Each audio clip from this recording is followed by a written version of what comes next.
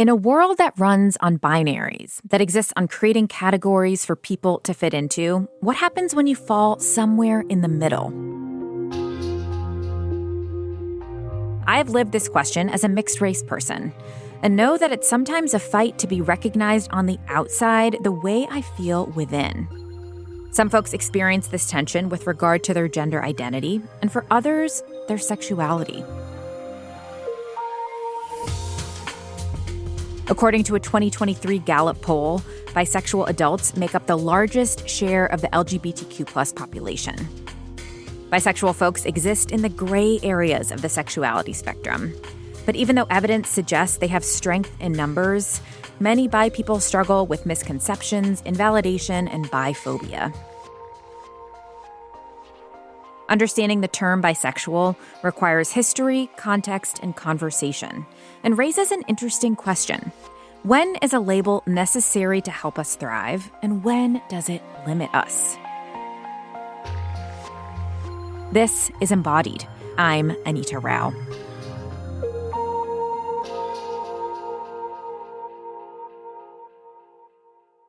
Today, we're learning about bisexuality through the stories of folks who have grappled with its meaning in their own lives. To set up all the context for this conversation, I sat down with our producer, Kaya Finlay, who started by sharing a finding that really piqued her curiosity. So I was doing research for this upcoming show on bisexuality, and research is fun and all, but it's a lot of reading articles. And then I came across a quiz. We love a quiz. We do love a quiz. And it is actually a research tool. Okay. It's called the Klein Grid, and it was developed in the 1970s to kind of map out nuances of sexuality. So there had been some research in the 40s that this was building off of, and it has like a 21st century version that is online. So I was interested because I do identify as bisexual, but I just wanted to see what the quiz would tell me. Okay, I love it. So this isn't like a 17 magazine, are you bisexual quiz? This is like a real, a researched, established protocol. Yeah, this is an academic thing, and this is how bisexuality started to get part of the academic sphere is through the Kinsey scale, which maybe you've heard of, and then the Klein Grid. Okay, so tell me about this experience of taking this quiz. Okay, so there are 7 questions, who are you sexually attracted to? Who have you engaged in sexual behavior with? And then you go into actually some questions about social interactions and emotional connections, and then lifestyle and identity. So not just sexual behavior, but who you spend time with. And then you also answer in terms of your past self, present self, and future self. Okay, so you went into taking this quiz knowing that you identified as bisexual. What did the quiz tell you? As a matter of fact, it said I was bisexual. Okay. And I was like, okay, cool. So I did know that. Did you learn anything new? It didn't tell me anything new.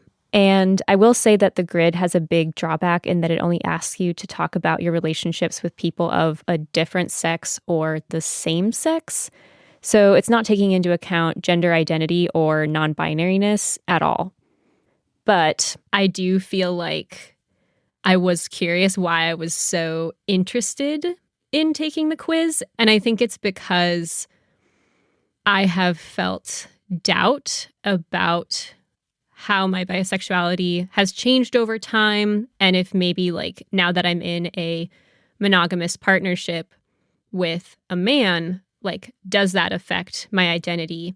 And I was curious maybe if that quiz would say oh yeah, in your past you were more bisexual, but now you're more heterosexual. And so if it was going to give me some insight into what stake I had in different communities. And I do think that was interesting. So obviously by the first time you heard the term bisexuality, it had been around for a long time, more than 100 years, actually. So what do we know about the origins of the term? So we know that it first was used in the English language in the 1890s, and there was a translation of a study of sexual disorders called Psychopathia Sexualis, which was published by the German psychiatrist Richard von Krafft-Ebing, who we actually talked about in our show about BDSM. Yeah. So this is a pretty famous document. And he has a whole chapter about homosexuality and the causes of homosexuality. And bisexuality shows up there. just in the context of the desire for more than one gender. He doesn't really define it, but he just says that like homosexuality or bisexuality at least is going to only appear if it's had some like exciting cause to, quote, rouse it from its slumber. Okay. So, we love these older depictions of the body and sex, a recurring theme in this show. Exactly. Okay, so it emerged then in the more formal like psychology textbook. When did it start to come into like public discourse in our cultural consciousness? Yeah. So we did mention the Kinsey scale in 1948 and then the Klein grid in the 1970s. And it was the 70s and 80s that a lot of activists, and particularly bisexual rights activists, who started using the term more and bringing it into the public consciousness along with gay and lesbian rights. And there were some pretty prominent activists, including Brenda Howard, who's known as the Mother of Pride because she was really instrumental in getting marches and protests going after the Stonewall Uprising. She did a lot of work to get bi included in the 1993 March on Washington for gay, lesbian, and bi rights. And then in the 2000s, that's when we kind of got more terms for different identities. And those words started just like keeping that more in the public consciousness as well. So we're talking about the term when it emerged, when people started using it. But obviously people have been bisexual for all of history. Like how do we make sense of this moment where people feel like being bisexual is kind of a trendy thing to do in the context of the deeper history of bisexuality? Yeah. And so this sort of awareness of bisexuality often gets conflated with the idea that bisexuality is a trend that's emerging. But we didn't know that people were bisexual in the past because there is a lot of biphobia, or there was a lot of stigma around like bisexual people being promiscuous or untrustworthy. So people would keep a bisexual identity hidden historically. And we also know that I read a really interesting article from Dr. Julia Shaw, who published a book in 2022 all about the history and culture and science of bisexuality. And she made the note that when academics are looking at people who had homosexual relationships, even when they were in heterosexual partnerships, they were labeled as like, oh, lesbian or gay, when really they could have been bi. But it's like, oh, they were just kind of ignoring the fact that these people were in bisexual spheres and just misidentifying them as gay or lesbian. Okay, so that brings me to this question about how our understanding and conversation about this term has evolved over time. Some of the early, more medicalized uses of it may have been referring to bisexuality as attraction to two genders, but there are lots of folks in the bi community who argue that the term transcends the gender binary. So help me unpack that misconception. Yeah, I think there's been a lot of push to explain how bisexuality includes more than one sex and gender. And one way that this has been pointed to is that if we think about the origins of the term heterosexuality and homosexuality, hetero is other and homos is same. So the bi isn't men and women, it's same and other. There have been activists like Robin Oakes is a pretty prominent bisexual rights activist, and she has the most widely accepted definition that talks about how bisexuality is the potential to be attracted romantically and or sexually to people of more than one sex and or gender, not necessarily at the same time, not necessarily in the same way, and not necessarily to the same degree. So there is a lot of nuance built into that definition that people are working with today. And Oakes lobbied to even get that definition changed in Merriam-Webster. And they did change it in the spring of 2020. So there's been a lot of push for not thinking about bisexual as a binary term. And that's been reflected in some of these working definitions that we're seeing today. Okay, so in current discourse today, there are many folks who use bisexual as an umbrella term that includes other expressions of sexuality, like pansexuality. So tell me more about that. Yeah, so a lot of the folks in the bisexual community will use like bi plus as a way to describe all the people who are part of the bisexual umbrella. And that's because we have terms like pansexual.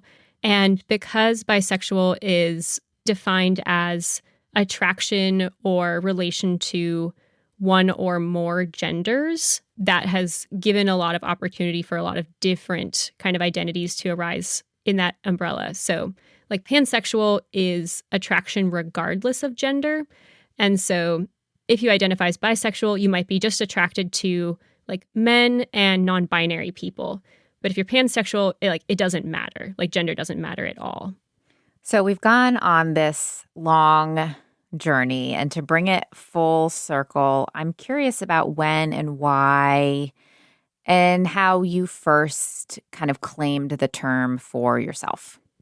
It didn't really happen all at once. I was just like dating only men, and then I was dating not men. And I was like, well, I guess I'll say bisexual to let people know that I am still open to relationships with men. I remember my dad asked me if I had decided on a sexuality when I was at the end of college. And I was like, well, I guess this is why this term is created. I was like, yep, I'm bisexual. So it's useful to have to describe yourself to others. It doesn't always come up. I think I have grown to identify with it more as I've gotten older when I think about the communities that I really love and am a part of. And I am a part of a lot of queer community. And I like to use the term and really associate with it so that I don't feel like outside of those communities that I really value and am a part of. Since having this conversation with Kaya, I have been noticing just how often this debate comes up around what bisexuality means. And it's not just from non-bi folks. Because of a lack of visibility and trends of bi erasure, many bi people spend a lot of time searching for the right way to describe their identity. We're going to get more into that experience in just a minute when we meet an author who has a helpful reframe on the difference between sexual orientation and sexual identity. That's going to be right after this break.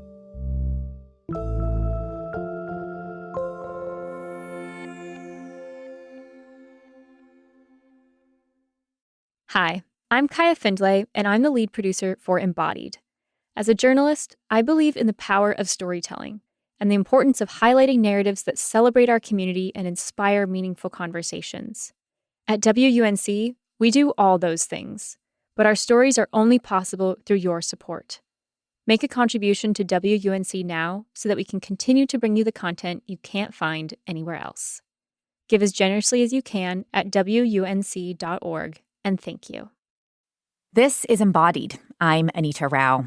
Bisexuality appears smack in the middle of the LGBTQ acronym, which in some ways is fitting. It's a term that describes the many people who feel that their desires and attractions don't fit into purely homosexual or heterosexual boxes.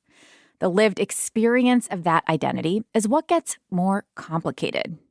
Bisexual folks face constant questions about their validity. A 2005 article from the New York Times headlined, "Straight, Gay, or Lying," really says it all. The way our society views bisexual people has real-life impacts on folks who fit under that umbrella, from adverse mental health outcomes to bi adults being much less likely than gay or lesbian folks to be out to the important people in their lives.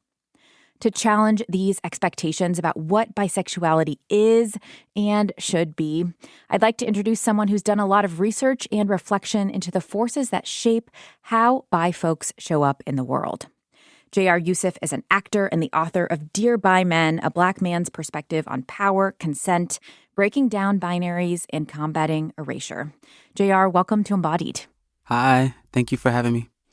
So for the start of this episode, I talked with our producer, Kaya, introducing some of the evolving definitions of bisexuality and touching on some of the issues and complexities that people in the bi plus community face. And one of these is that you need to have receipts or proof of your bisexuality. People feeling like having more than one gender in their dating history, for example, is necessary for people to believe and validate their bi-ness. But you start and end your book reinforcing this idea that sexual orientation is about what you cannot see. It's about who you desire, not who you're dating or who you're engaged with sexually. So can you talk to me more about that distinction and why that sentiment was so important for you to convey in this book? I think it was important for me to convey because the more I did my research, the more I realized that even if you have actual proof, things like having exes or even having, I don't know, tapes or photos, as was the case for many asylum seekers, people seeking asylum from their countries. With the UK, they had to prove it in court.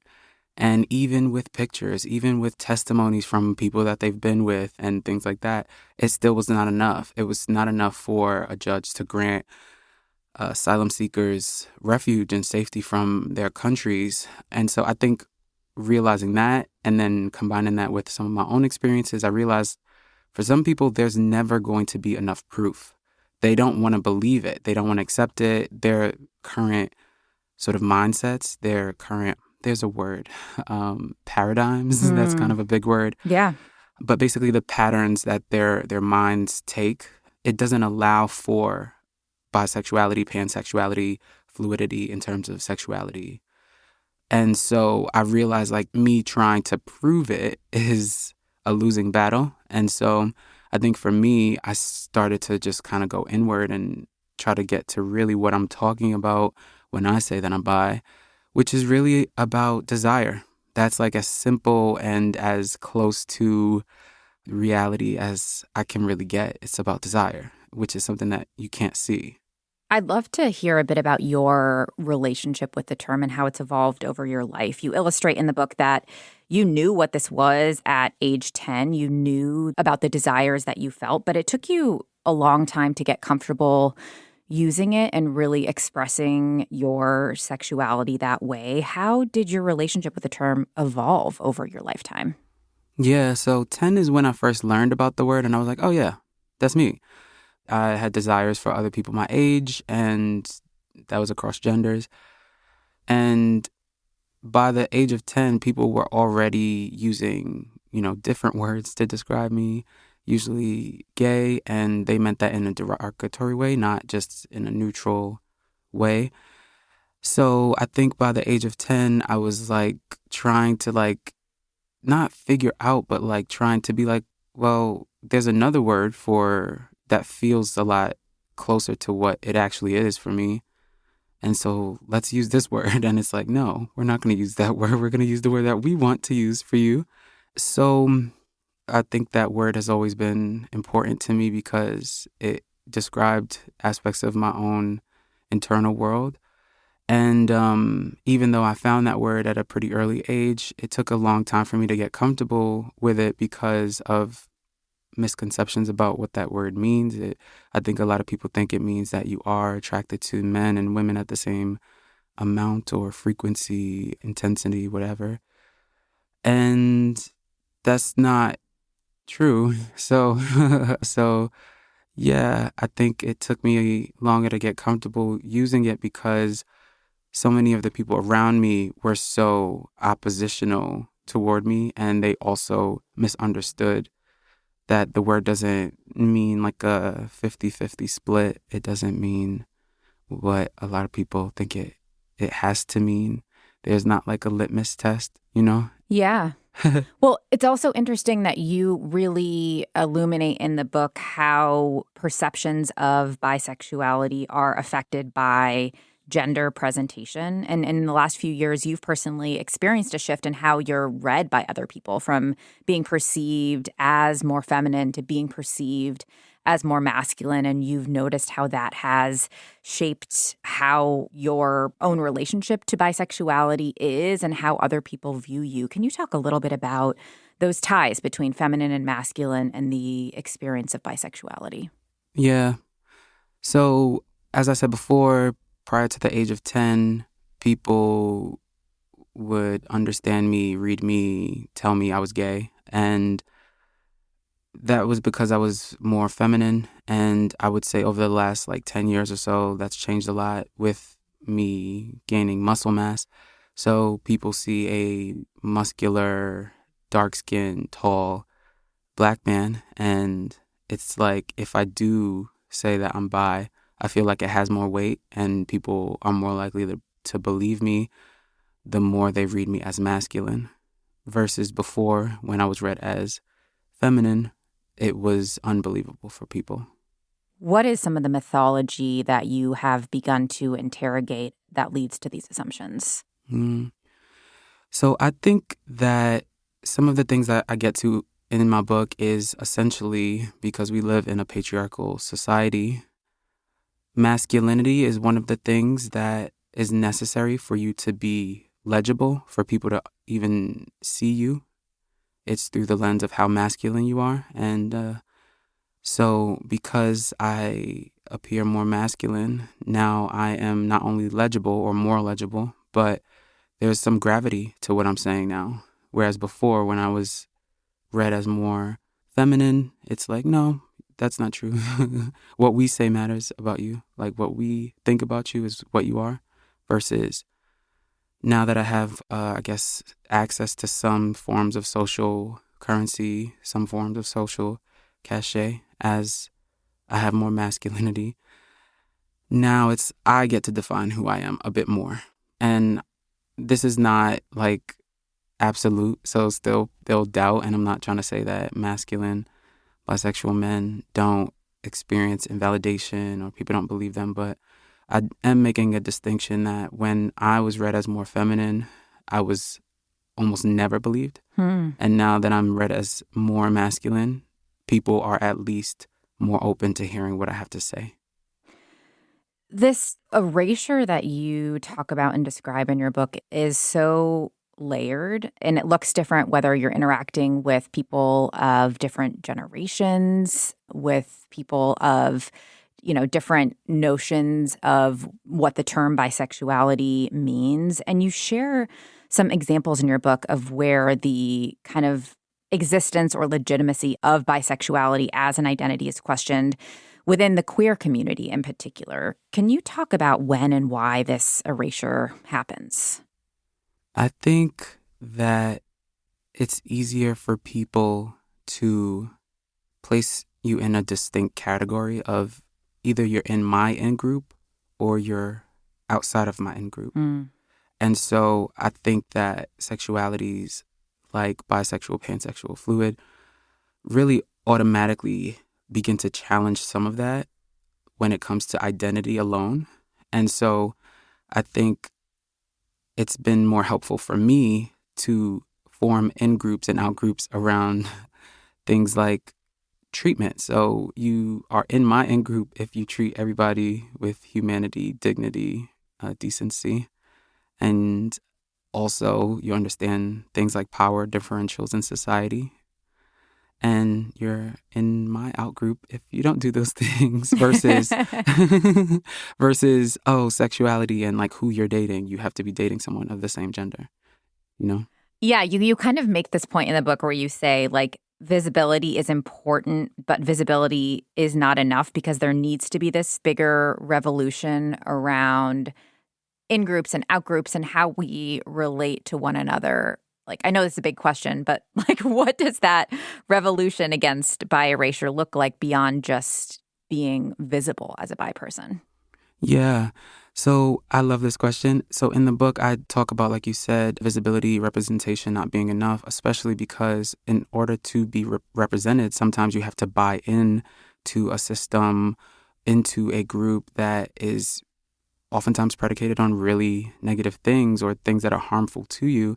And, while I was doing all of this research for the book, it's like, oh, yeah, bi people are the least likely to be out, blah, blah, blah. And so some of the implicit learning that you might take from hearing that is like, oh, well, bi people just need to come out more. And it's like, that's one way to think about it. But another way to think about it is that the society or the people that they're close to are not equipped to be supportive or to understand what they're saying. And so when you talk about revolution and things like that, that goes into what people believe and subscribe to and how people think, the patterns of their minds.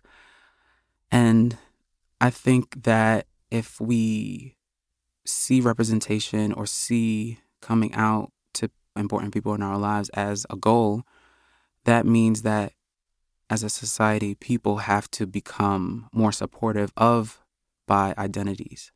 This really gets to the disparities that I mentioned earlier bisexual plus people have high rates of poor mental health. As you said, they're less likely than gay men or lesbians to be out to their folks in their life and also their healthcare providers. So what conversations do you see happening that change those patterns, or what kind of change needs to happen to change those patterns? I think back to almost all of my experiences going to get tested, and almost all of them are negative.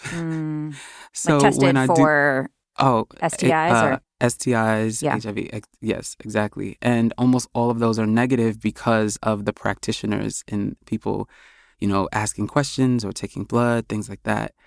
When it comes to the question of, sexuality, and it's like, oh yeah, bye. There's almost always, some kind of reaction, some kind of negativity or surprise, or now they look at me completely differently, or things are just weird. And so, like I was saying before, when you hear about these statistics, it's like, oh, well, more bi people just need to come out. And I'm saying that, no, that's not the solution. And that's not all that's happening here. When bi people do come out, there is this explosive reaction, or there's this negativity. There's not ample resources. The medical professionals are not trained, or the training that the medical professionals have are outdated or stigmatized bisexuality or stigmatized being gay.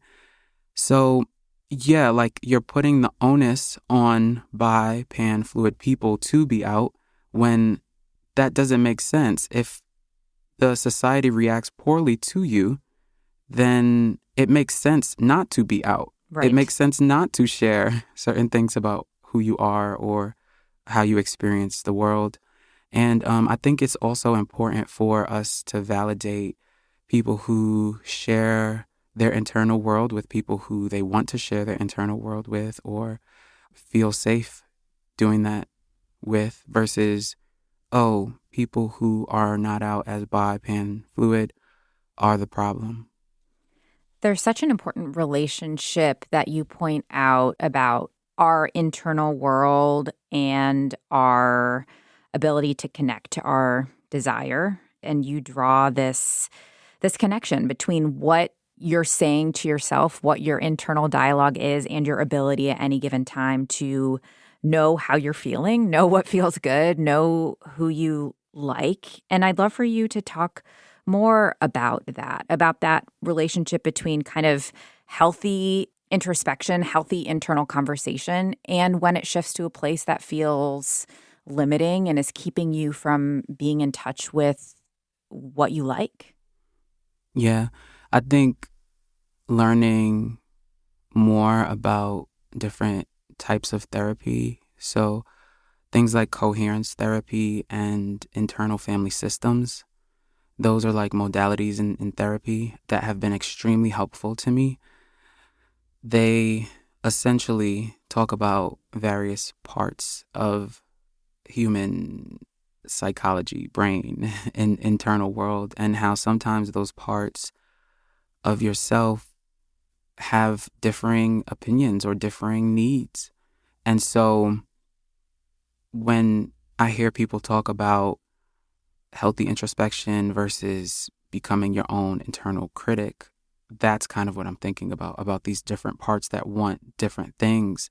And so maybe our internal critic wants to keep us safe, and so it thinks that keeping us safe means foregoing this other part of ourselves or being critical toward this other part of ourselves.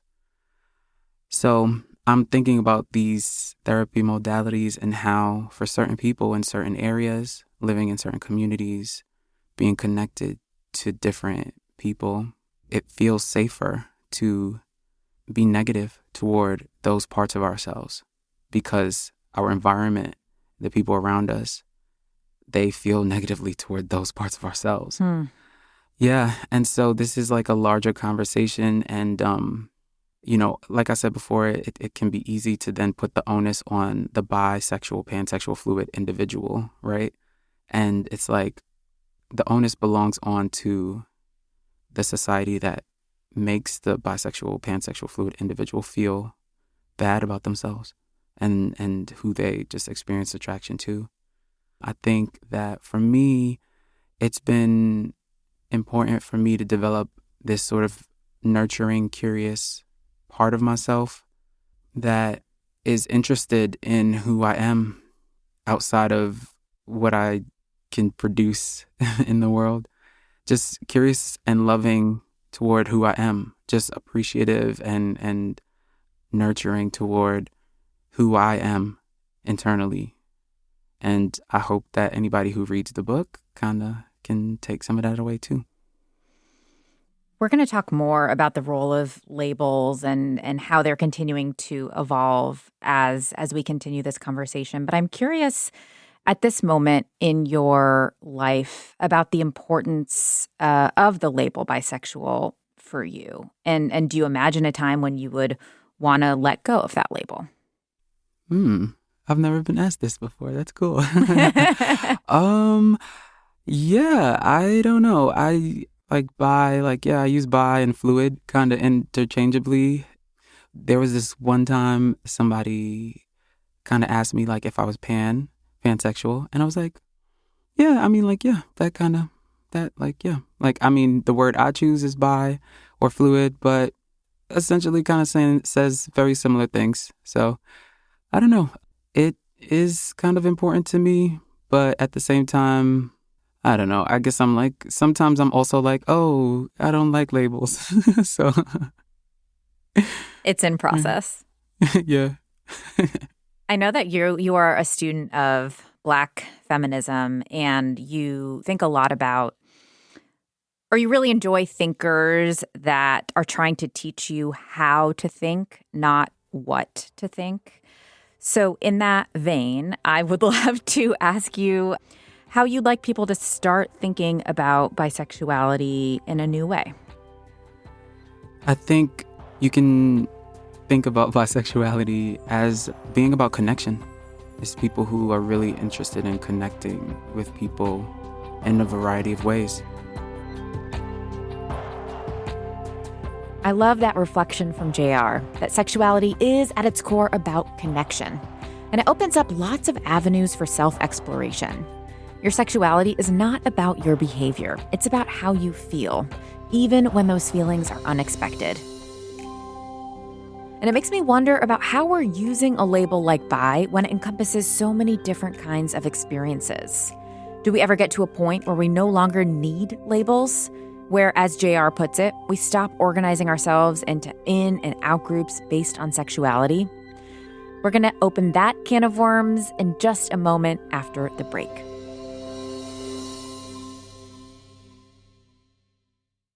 This is Embodied. I'm Anita Rao.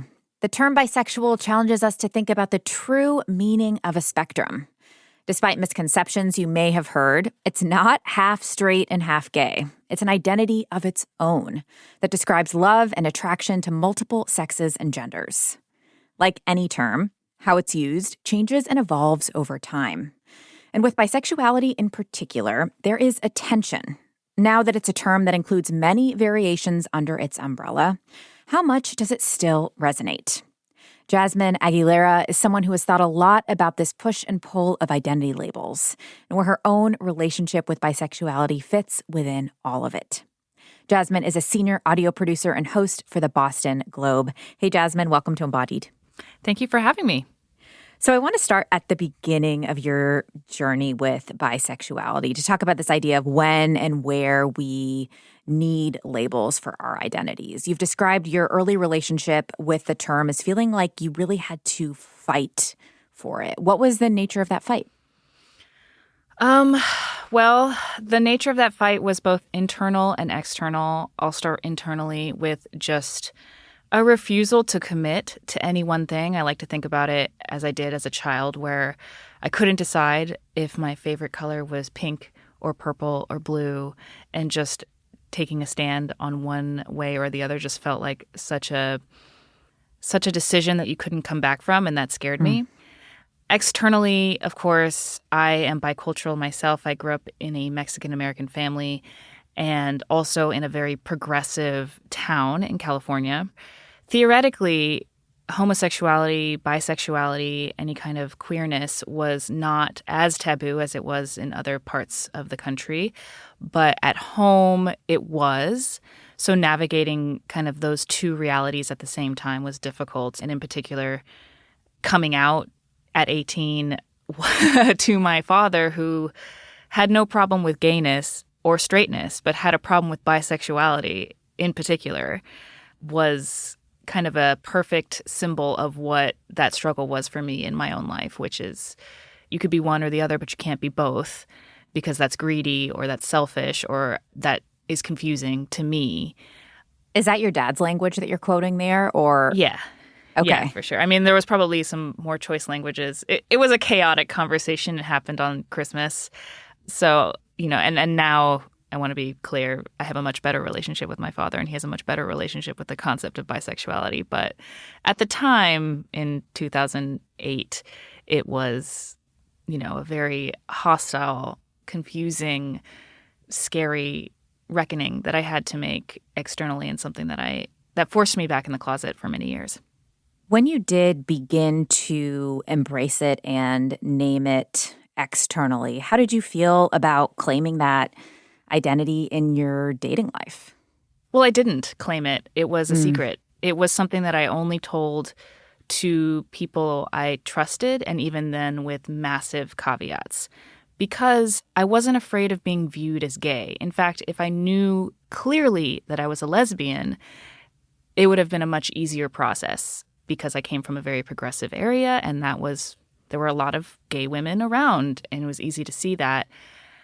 The problem for me was the fear that people would think that I'm just being gay to be cool. And that scared me a lot. I really did not want to be a quote-unquote poser.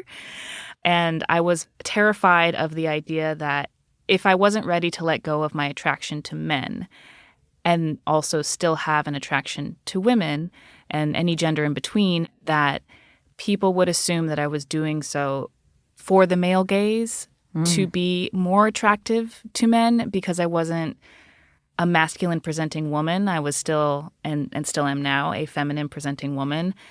That the assumption is, oh, you're just experimenting or you're just making out with women so that you could be more attractive to men with lesbian fetishes. I did not want to be perceived sexually that way. So I stayed in the closet despite being somewhat out to certain people. And in very important moments of my adolescence and into my young adulthood, it would pop back up and mortify me every time something came up where other people thought that I was hiding something in order to appear aloof or interesting. I was just very concerned with people thinking I was performing my sexuality. So I just chose to hide it instead. When did you become more comfortable identifying as bi publicly? I don't think I ever got comfortable with it. That's the sad reality. Because as I got more comfortable with just being honest about being attracted to women, it was very suddenly turned to, in my queer circles, being bi, especially as a bi woman, was seen as you haven't fully committed to our lifestyle. So you're like 1 foot in, 1 foot out, and therefore not to be trusted. And then in straight circles, it was very much, oh, you're interesting or cool. You're trying to be this kind of worldly person, and you're trying to be that worldly person, not that you just are who you are. So I was never comfortable with either of those scenarios, and I don't think that I ever got to a place where I was, which led to me exploring that, why I feel weird calling myself bisexual in that episode that I produced a couple years back. I really wanted to drill down on if I could ever be comfortable with labeling myself that way. And I don't think that I ever got comfortable with it.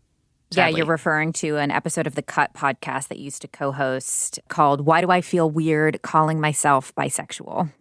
And yeah, you explore this being in the thick of examining your relationship to bisexuality, conversations you had with other folks in the queer community that made you second guess using or owning that label. And soon after that, episode and since you've started identifying less with the term bisexual, more with the term lesbian. Talk to me about that shift for you. So it really came in with the start of my long-term relationship with my current girlfriend. And it was that long-term relationship that gave me a sense of validity and a sense of legitimacy in queer circles that died down that sense of I don't belong here with other queer women. And I'll give you an example for why that happened. There was a moment at my birthday party a couple of years ago where a couple of queer women were talking to me about my dating life, and I was telling them, some women that I had gone on dates with and how it went. And one of those women was a bi woman as well. And immediately one of the people listening to my story, she was like, oh, no, don't even do that. Don't go there. Not knowing that that's how I identified myself at the time. So she had thought that I was fully lesbian and no longer attracted to men and trying to date a bi woman, and she was counseling me not to do that.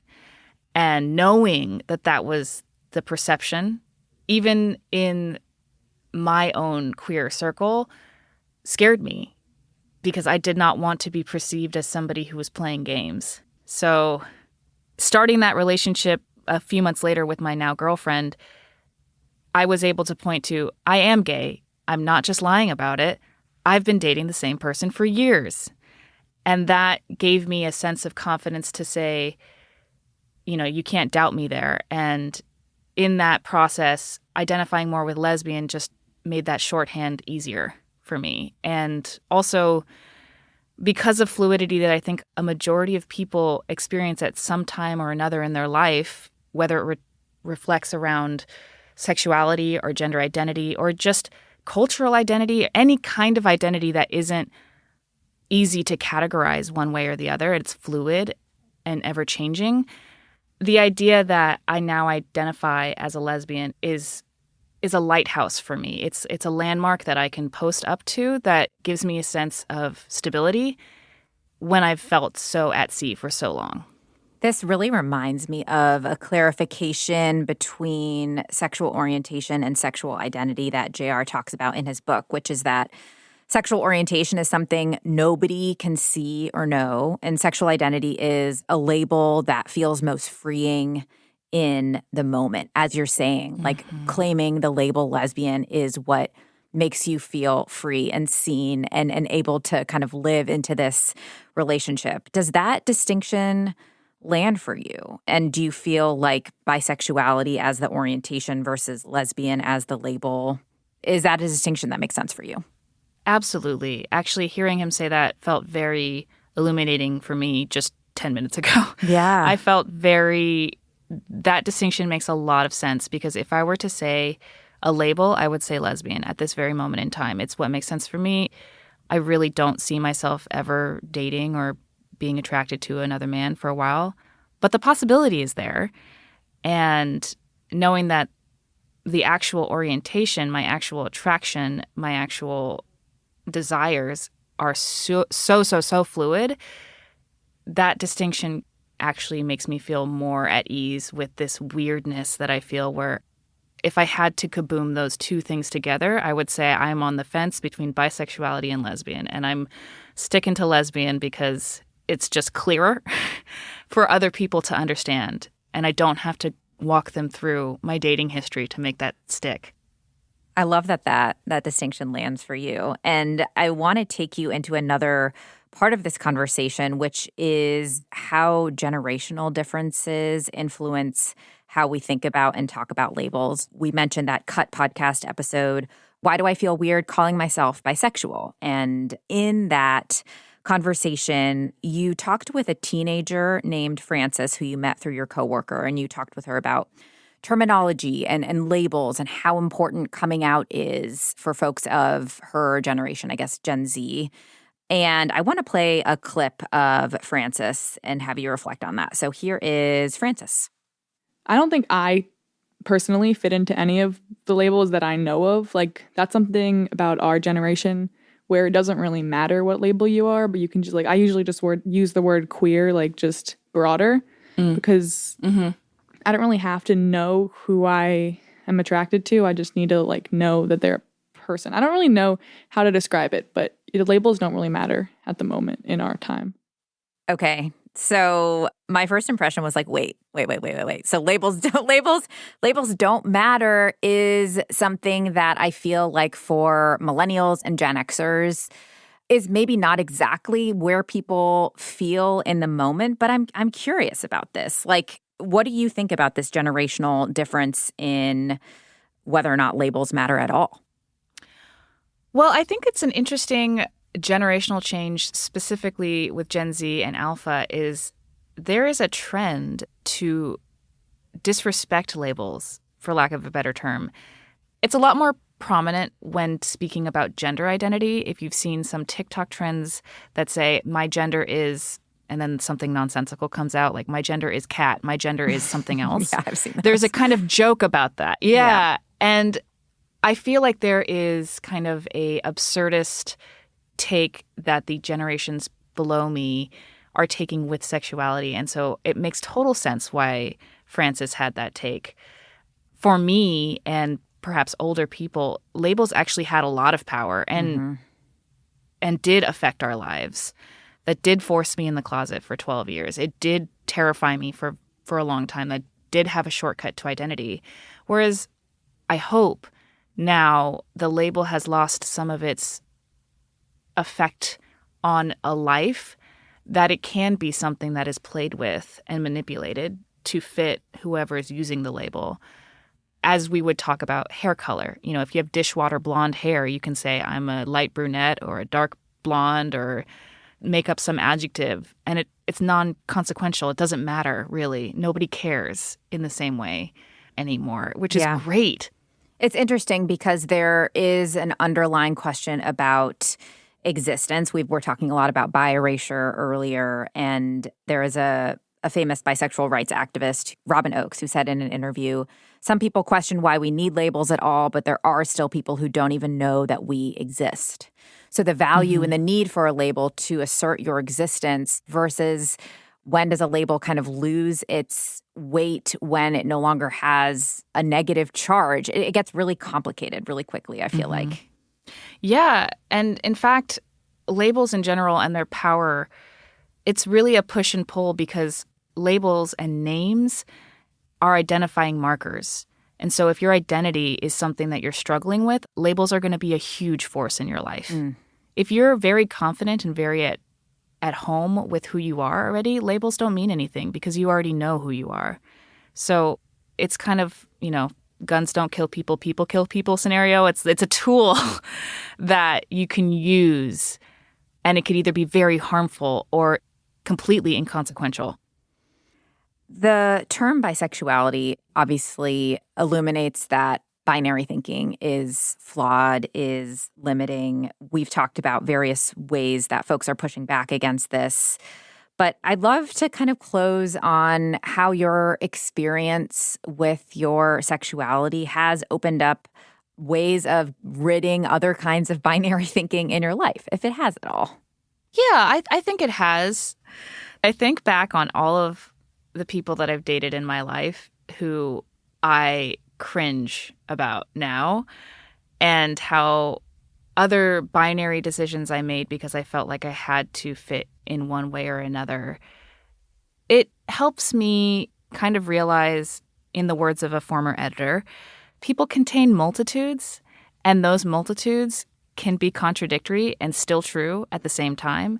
And knowing that that is just like a everything all at once, all the time kind of situation has really helped me release some of the stress and anxiety around finding the category that fits.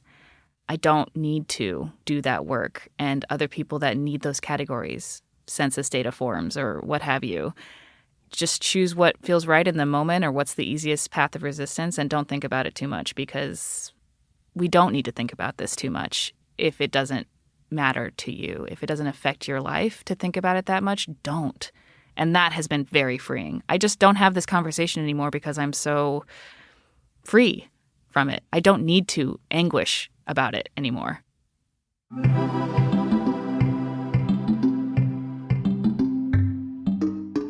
Embodied is a production of North Carolina Public Radio WUNC, a listener-supported station. If you want to lend your support to this podcast, consider a contribution at WUNC.org now.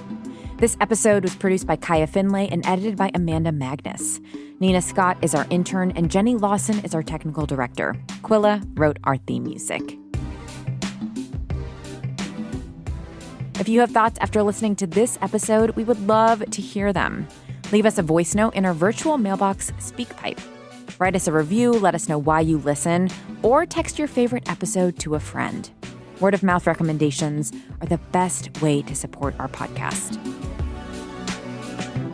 Until next time, I'm Anita Rao, taking on the taboo with you.